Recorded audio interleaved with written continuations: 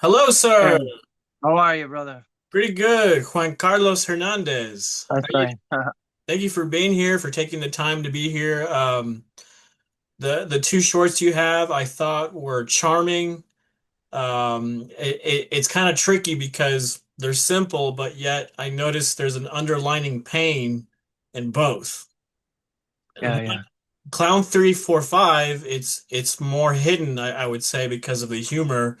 But in simple ad, it reveals as the story goes along, a kind of a different tactic, which I love because as a writer, you want to throw the audience straight into the story, right? And that's exactly what you did. And Yeah. so that's why at the end of the day, I selected them because I saw what was going on there, and I thought they were charming. And Clown 345 actually got a good reaction, got some good laughs when it Yeah. screened. Yeah, and it looked really good on this big screen too. It didn't look that bad. Mhm. Yeah. So Okay, I good. just want to say thank you. And it's interesting about Clown 345 because you're Latin American, and I don't know. Have you ever seen a show or heard of a show called El Chavo del Ocho? Oh, yeah, yeah. Chapulín Colorado. Yeah. So I have Argentinian roots. I was born there, and my Okay. family's there. So I actually got to watch that show. It kind of reminded me a little bit of that, like the style of acting, the silliness.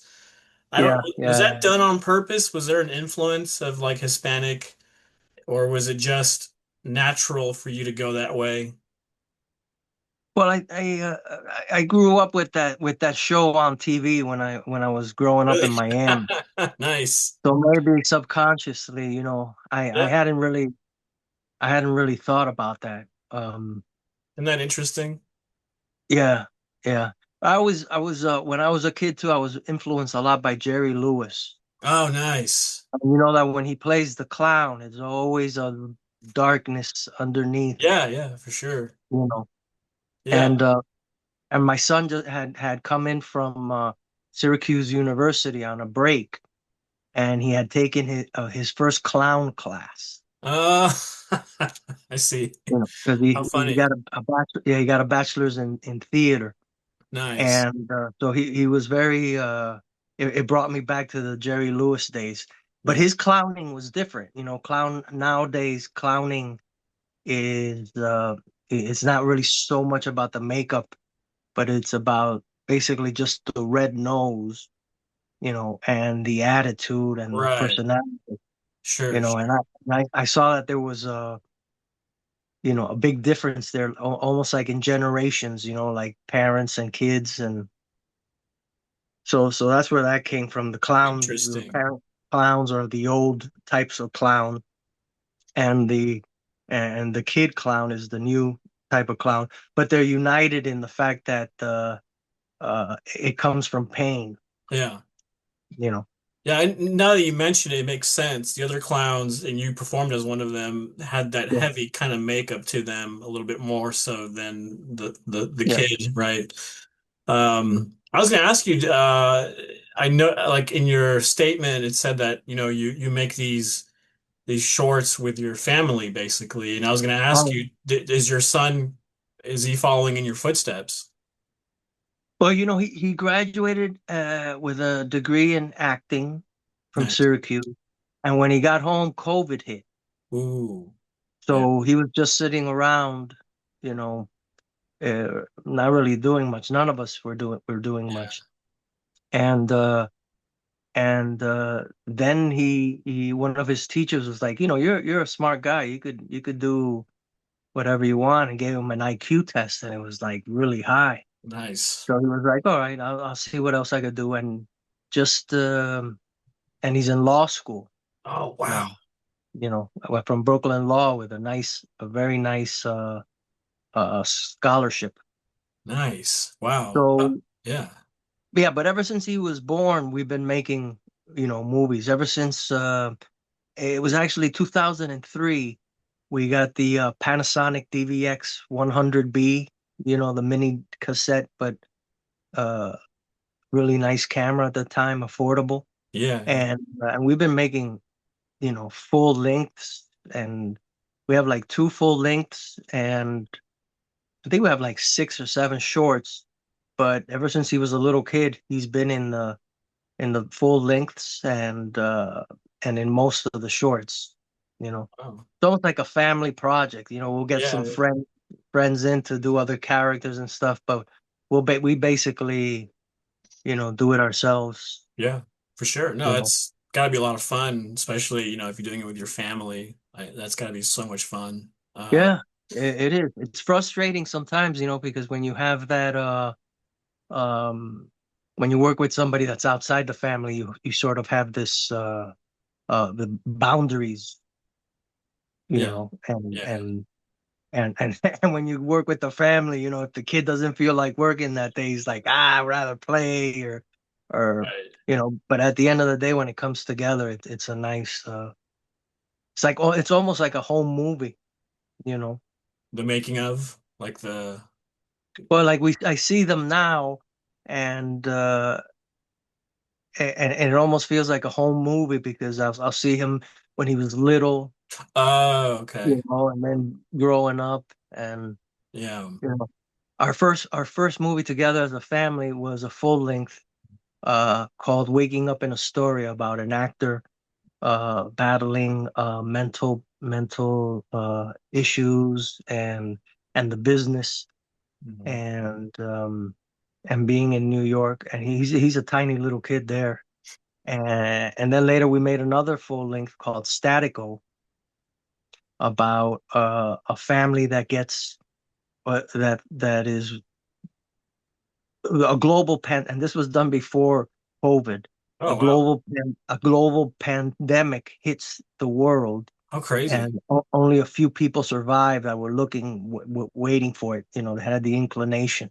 Yeah. Wow. That's insane to do that before COVID even hit. That's crazy. Wow. I mean, I went through your bio and I gotta say, I am really impressed, man. Oh, thank you. Like I watched the films and I had no idea, right? I read the bio afterwards and, I would love to discuss like your journey into acting and I guess I assume you did a lot of theater. I'm assuming and Yeah.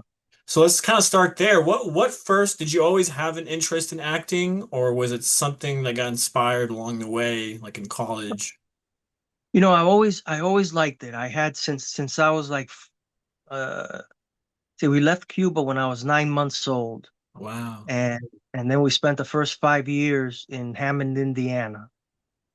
And when we got to Miami, we moved into this apartment complex, and one of the neighbors had a kid that loved movies and filming, and his mom Nice. got him a little film camera, a Cool. Super 8. Oh, Yeah, it was nice. Super 8. And Crazy. he needed an actor. So I was like his actor, you know, just doing Jerry Lewis impressions is what I would do, right? Nice. And so I really was influenced by that. And I always liked it, but my dad, particularly my dad, was like, "Oh, that's a no end, you know, Right. situation." He was like, "You're not 6 feet tall, blonde, blue eyes. You're not Robert Redford, you know, don't." So I was like, okay, but I was always a little bit into it. You know, at the church when they had a play or something, I would jump in, or in high school, that was like the only reason I would go to school, I think, was to be part of that. Nice. And and then we were very religious, and I went into the seminary Oh, wow. to study to be a priest. Wow. Crazy. And but I clashed with a lot of.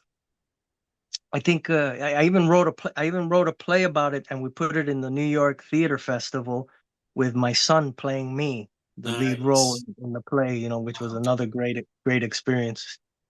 But I saw a lot of things I didn't like. You know, a lot of things of the ways that the priests were treating some of the kids, and at the end of it was a trimester, and at the end of the year we did a talent show that I hosted, and I did sort of a stand up making fun of all those things. Oh, wow.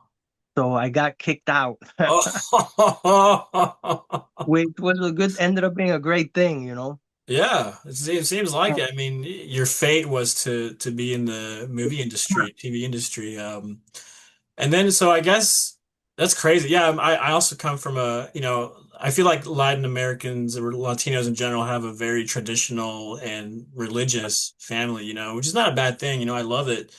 And my Yeah. brother's a priest actually. He went to seminary Wow. and all that and became a Wow. priest. And Diocesan, or is he? you ever heard of the Legionaries of Christ by chance? It's like a Catholic kind of order. They're like all over the world. Wow. Yeah, I think I have. Yeah, Pretty it's not interesting very. group. Pretty interesting Yeah, group. They're great. They're very great. Nothing like what you've said. They're very good with kids and they right. have camps for kids and things like that. It's a really great order and Oh, great. it sounds like the Salesians. Yeah. Yeah, Legionnaires. Yeah, Legionnaires of Oh, Christ. And they're yeah. everywhere. They're in like every country, just about. He was in Rome for a while, and then they're sending him to Chile here in a bit. Oh, wow. So yeah, we speak Spanish. Um, Oh, okay. Okay. but yeah, and then so you went on, you did that. What happened? So did you go straight into going in like after that experience? Did you just jump into theater? How did that work out? No, well, no. What happened was that I got back, and back to my youth group, and they kind of like looked at me like a failure, like this guy Oh man. couldn't hack, and I couldn't really tell them the things that were going on, because they would have been just, if you tell them, this these priests are doing this and this, Yeah. they're gonna say you're a liar, or Right. try, but it didn't work. Right. But the priest at my parish, a Dominican, he's Cuban, but he was, he's part of the Dominican order. He understood, you know. Nice. He Nice. was like, you know what, I could get you into Loyola University in New Orleans. And there you could keep studying philosophy if you want, because I loved philosophy. I mean, I was a C student my whole life, and when I started studying philosophy, I was just straight A's. Nice. It was just something that I don't know, for some reason. Very cool, man. So he said okay, and I said okay, and he was like, or you could study communications, television production, and all. So I said okay, and I ended up in New Orleans in Loyola, and I had a double major in theater production and theater. I Yeah. mean, sorry, in television production and theater. So that's where I learned everything from gels to lenses Mm. to shots to angles to Yeah. story writing. And Yeah. I was still part of the theater. And then when I graduated, I didn't know what to do. So there's something called regionals in theater, is when a lot of schools have auditions at the same time Ah, to make okay. it, they either go to the same theater to watch you, or that you go to a hotel or somewhere where, you go see one school, and then right after you'll see another Oh wow. school. Yeah, yeah, Yeah. I've heard of this. Yeah, yeah. So I ended up, I'll tell you the truth, I had like $250 in my pocket, and I took a bus. I took a bus to Chicago, to Oh the wow. Pullman House, which is just a really expensive place. In the winter, it was Oh November. no. Yeah, and I only had enough money to sleep one day in the hotel, and the other 2 days I was walking around on the street. Oh my You goodness. know? But there I auditioned for a bunch of schools, and Juilliard was one of them, Yeah. and they accepted me. That's So the next, that's man, that's just so what a that's I was gonna ask you about that and you went right into it and I'm glad you did. And that what a story, man. What a yeah, story. I yeah, mean, yeah, it was. I still think about it. Yeah, well, you had to have like it was like a leap of faith, and where yeah. you ended up, man, is such a blessing for sure. That's Oh, yeah. incredible. Yeah. It was. It was. And so there I did 4 years of like intense theater, Yeah. intense acting. That's all it is. It's acting, every different types of style, and working on voice and speech, and it was great. I mean, it really. And once I graduated from there, it opened the doors to a good agent, and it opened the doors to do theater. So I did a lot of theater, and my agent started sending me out on TV and films, and I got my card, and Nice. and I was working I was working a lot, and then later it slowed down a little bit, and changed agencies, and but but but that's basically the I think that's basically the journey. Yeah, I you mean know it's telling me that story just makes it even that more incredible, because you never know where you're gonna be, right? It was just like looking uh, back, it's easy to say like, oh yeah, this happened, and I'm here, but it's like in the moment you have no idea, right, what's gonna happen, and so the fact that what I gotta ask, like when you were auditioning and things like that, like what were there other schools interested, or was it just Juilliard that said, hey? no, to backtrack a tiny bit, my fourth the year before, I went to another one of those regionals, Uh-huh. right? But this one was different. This one was with tight rules, and if your monologues go 1 minute, 1 second over, they pull you out. Wow. And I went to the auditions, and when you finish, all the schools grade you, and they all of them graded me under par. I mean, under average. So I Whoa. didn't get into any school, and I was like pretty bummed, Yeah. But I was like, well, what am I gonna do? And then I had a teacher. His name was Don Brady in New Orleans, and I said to him, "Can you help me with a couple monologues?" Nice. And he just helped me a couple of days, giving me pointers. But he was a really great director, and something stuck in my head.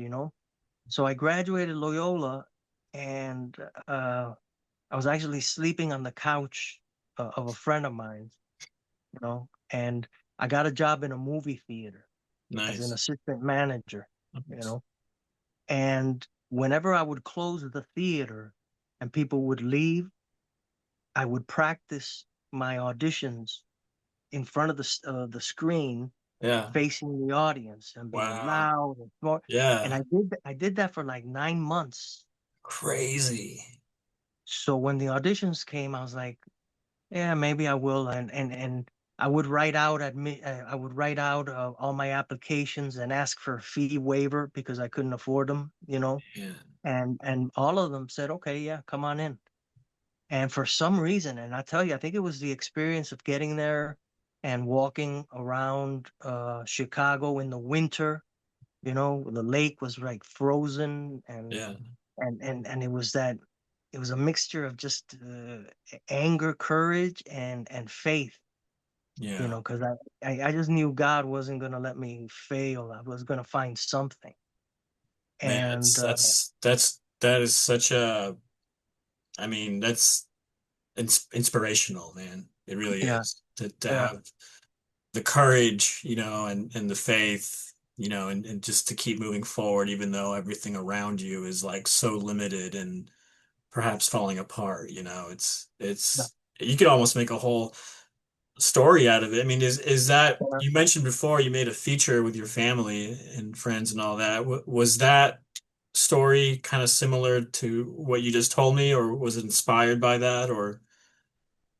Not directly. Hmm, uh, not directly. Um, I haven't visited. Tell you the truth, I rarely visit that story in my mind. I mean, I still, every once in a while somebody will ask me about it, but yeah, maybe in the future, you know. sure. It's But pretty yeah, powerful. Yeah, it's yeah, it's yeah. yeah, I mean, yeah. I mean, I still remember walking around 2 in the morning, you know, around the hotel because they wouldn't let you just stay yeah. there. I only had Sure. enough money for one night. And I just remember praying, just praying a lot. Wow. you know. Wow. Man, I guess prayers answered, huh? Oh, let me tell you, let me tell you. When the phone calls started coming in, hey, you've been accepted. Come on in, you've been accepted. Yeah. Some schools were even like one school in what was it, in Minnesota, flew me out there to see the Ah, school, wow. and I was like, okay, this is gonna be all right. And then I get the call from Juilliard, and it was like, and I hadn't heard about what Juilliard was since till I started to apply for Okay. schools. It's crazy, man. But Yeah, it's yeah. a lot of careers are made, right? From Juilliard, I would say. Well, there's two reasons. One is because when you're 4 years studying different styles and acting and speech and you learn a lot. Plus, Yeah. I was also like a reader for Christopher Durang and Marsha Norman that were teaching a writing class there, and the students would write their scripts, and then they would ask actors to read, you know, cold reads, on Yeah. Saturday mornings. And so I learned a lot too about writing, and that's one factor. And then the other factor is that when you finish, you have a showcase, Hmm. and and all the major casting directors and agents go into the school to the theater to watch you. That's probably worth more than anything, because I'm sure there's great schools all over the place, and great young actors all over the country, Yeah. but the agents won't fly here and there. They'll Right. just they're from here, Yeah. and that's where the opportunity comes in. If you're smart there and you have some good material that you work on, Yeah, you work hard. um, and that's what happened. I have a real good agent, so they were able to really send me out, and that was like just it's like a runner or a horse. When the race starts, the one that gets that first leg out and has a big advantage. And I think that's one of the biggest things. Yeah. Yeah. Yeah, absolutely. Yeah, I mean what you've I was looking through your IMDb and it's like just a huge list of things you've been in and like I would say late 80s is when it started, I suppose, and 96, 96 was, 96. yeah, And 96. yeah, you've been in television, yeah, and just recently I saw that Office Romance came out recently on Yeah. Netflix, right? And you had a Yeah. part. Are these parts you're getting? Are they like pretty substantial like speaking roles or Well, when I first started, yeah. it was like I did a couple plays here in the city that were pretty well received, you know, and I started doing pretty big parts, like in High Crimes and Against the Ropes. Um, and then my agency made some changes, and they got rid of a lot of people. So I went to a different agency, and the roles started to get a little bit smaller, Mm, you know, and uh, but still sometimes I'll get some like meaty parts in TV, yeah. you know.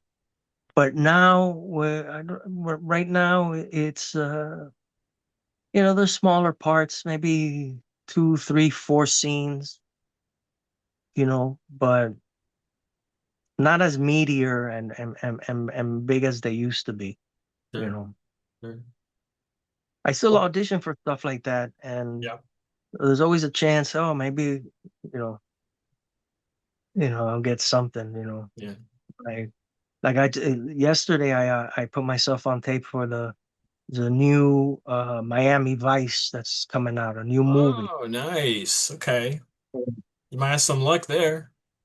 Yeah, I hope so, because Yeah. it was a real good part. Cool. Very cool, man. Well, I But hope it I wish you the best of luck to that, man. And thanks, thanks, I mean, thanks. you have a great education. It seemed like it was like a real blessing, and I'm sure this is just part of the journey to something else, as it always is. So That's where the faith kicks in. Yeah, yeah, that's where the faith kicks in. That's what you know, Yeah, it's hard. It's sometimes it's hard, a little bit hard sometimes to ask God for something when there's so many other people that are so need need so much more and are suffering and For sure. it almost seems I don't know what the word is, trivial or something, to be Yeah, like, God, I need a good part so that I don't have to keep worrying about paying the rent and the insurance. sure, sure. But what's funny is that in the 96, almost 30 years basically of doing this, I've always felt like he's looked after me, if That's that good. makes sense. Yeah, that's good. Even when the bank account is about to be zero, and Yeah, I'm looking at it going, oh my God, it's about to be zero. I'm already looking around at help wanted ads on stores and things, you know, and the insurance is, about to expire. mm. Something will come up, Man, that's you good. know, That's good to you hear. know, Yeah, it. couple commercials, Yeah, uh, this or that. it's tough. It's tough being an actor. It's super tough. Yeah, I would yeah. say it's a tough career, and there are probably a lot more people like sharing the same story as you who are, uh, following their passion and what they feel is like their calling or, all this stuff. It's super tough. I don't think, I think a lot of people see credits and they see pictures, but they don't really see the kind of greediness like that not greedy but gritty part of being an actor, the tough times, the sacrifices, there's a lot that goes into it that it, I think that's probably why perhaps your film's underlying pain because it's probably what you resonate with, we make art and mirrors kind of our lives, right? And Yeah. so it there can be a lot of pain in that journey to be an artist, an actor, and all this stuff. Um, but do you are you still like in the like making like films with your family, things like that, or has that kind of slowed down? No, no, we're still. I Yeah. mean, last year we didn't make anything because we were working on the play. Oh, okay. It's called The Discerning Dummy. Okay. About the experience in the seminary. Okay. But no, we still we still have our equipment, the cameras. Um, we have a few other shorts that are on YouTube that I Yeah. haven't sent out to festivals or anything because I just started sending them out like last year, Okay. and um, and I saw, a simple ad was written by a friend of mine from high school. Okay. Uh, he has the cerebral palsy, Oh, you know, wow. and he's in Florida, but he's a great writer. He just self-published a book that just came out, and a big movie guy. And so I told him, he's always wanted to write a play, a movie, or so he helped write a little bit of Clown 345. And I told him, Write something and we'll shoot it." Yeah. So he wrote a simple ad. Because also a big Hemingway fan, Oh, you know, nice. Yeah, I and want I want to say the like the dialogue, the writing was good. It was great in both, and it's almost like if you were able to up the production side of things, but and obtain that quality in writing, and storytelling, it'll complete the package, it's oh, just like you're just yeah, so close, Most have it the yeah, other way well, around, where they yeah. push for quality, but the writing isn't there, the dialogue isn't there, right? It's kind of lacking in that area. But I feel like if you just maybe collaborate with some other people in town and to bring in a little bit of extra help for the production side, it could That, definitely yeah, raise it. definitely, Yeah. definitely. I know. Yeah, I know that. But like Clown 345, it was the three of us just, mostly still shots on the Yeah, inside because when I had nobody to do camera, sure, you sure. know.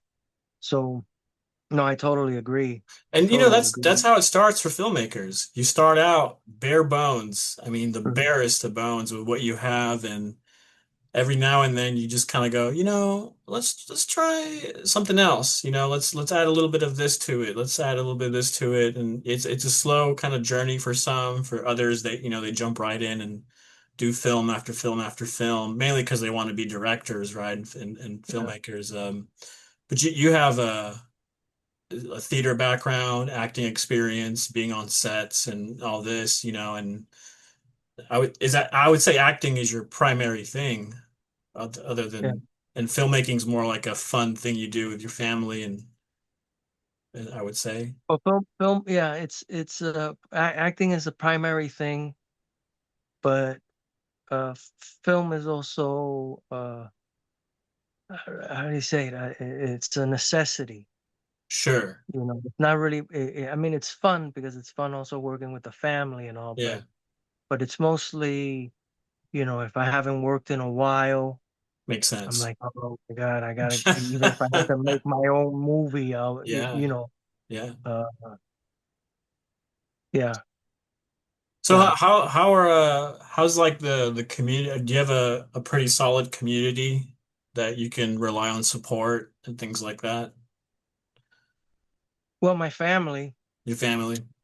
Yeah, yeah, that's it. I mean, I know a few actor friends um that are always willing to work with whatever you know I do, yeah.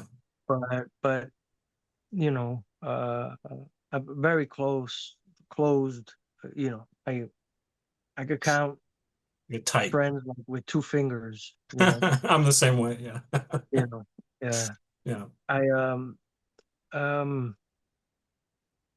we made when COVID hit, we started working on a show that I wrote, I put together. It was a variety show with Nice. music and comedy scenes and limericks and all that to visit the old homes, the old folks' Oh, homes here wow. in the city. We couldn't get, during that time nobody wanted us to visit because they still didn't know, what would happen. Yeah, for sure. But we ended up shooting it, making it into a movie called El Grande de Corona, you know, and and there I had a couple, well, basically one friend that joined us, and it was me, my wife, and my friend, Yeah. and so we ended up making it a movie so we could send it to the homes and Oh, to wow.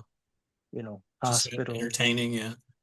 Yeah, just entertaining. Do But you do you because I'm assuming you're bilingual, like you speak yeah, Spanish fluently. Do you do roles in Spanish where you have like lines in Spanish, things like that?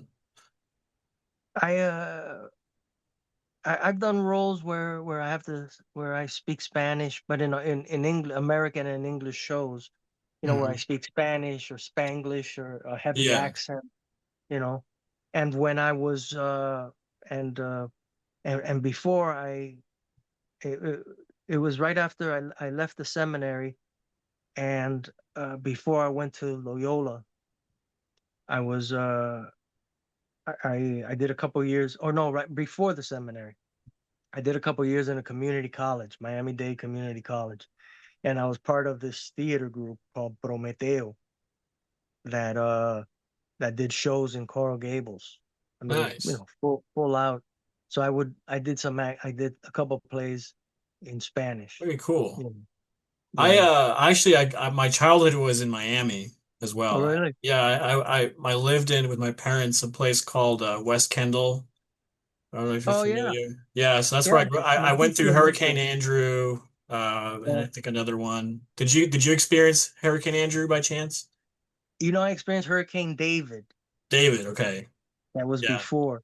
Andrew, I think, was already in the 90s, no? Early Yeah. 90s. Yeah, yeah. Yeah, I was already in New Orleans. Yeah. Oh, okay, I see. But I Crazy. went to South Miami Senior High School. Okay. And Yeah. And I remember football games that they played Kendall a lot. Oh, crazy. Yeah, yeah, Yeah, so that's where I spent my childhood. Me and my brothers, I think even through the church, like we did like they did some plays and they like inspired me. I was really little and I got into the choir because of anything my brothers did, I would try to do, right? They're older and I would just wanted to yeah, like do the same things. And eventually I got around to we played soccer. They played soccer, so I played soccer. But I was still too little, so my dad he would tape on VHS soccer games. And so I would watch him and I just got like I wanted to play with him, the camera. And so that's actually when I first started filming things. Was with my dad's VH. I still have it on a shelf over there. wow, But for me, I didn't know I wanted to be a filmmaker, but my path went from I love recording things, like just anything. It didn't matter, it was just for fun. It went to doing like stupid fun shorts, claymation, Legomation just for fun. yeah, And then I yeah, was like, I love this so much. I want to get into filmmaking. And so I've been doing that like my whole life, studying filmmaking. I did theater as well. I'm always like, what's the word? I'm not sure what the word is, but it's like when you meet people who do film, right, but have a theater background, you understand that they have this knowledge with them about performing, right? yeah, That you don't necessarily learn from filmmaking, right? It's a different kind of performance, but the tools and the skills you learn in theater are tremendous, right? It's respected. And mhm, when you cross over to film, I always look at that and I have the same respect for anybody that does theater, memorizes lines, does, whole plays and does like 60 lines, 100 lines, right? And it's performing on cue. It's such a whole different ball game. And like it really hones your skills that when you cross over to film, now film is like piece of cake, kind of. I yeah, obviously nothing's that easy, but everything translates. I have so much respect for people that do theater, because it's hard. It's not easy, or yeah. else everyone would be doing it. It's a difficult thing.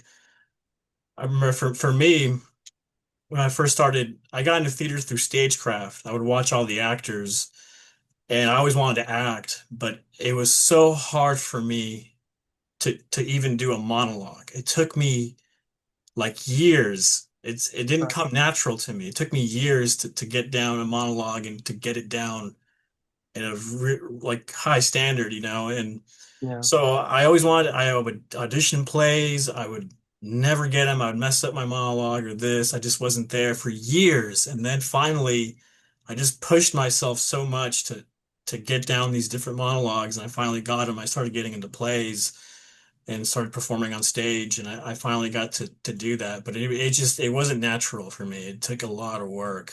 And so I've always have I respect actors that, put in the work and do all that.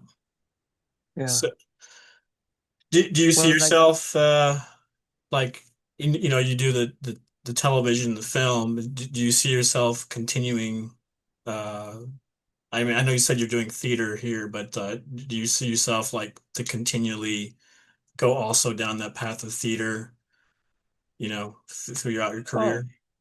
yeah, yeah. Yeah. I mean, that's like basically the reason why I live in New York City. Yeah. You know, I when you do, yeah, there's something when you do good in a play or you feel good about a play, Yeah. you'll never. It's like it's like the chicken pox. You're gonna have something in there. You know, you're gonna have the shingles effect. Uh-huh. It's never gonna go away. You know, I see.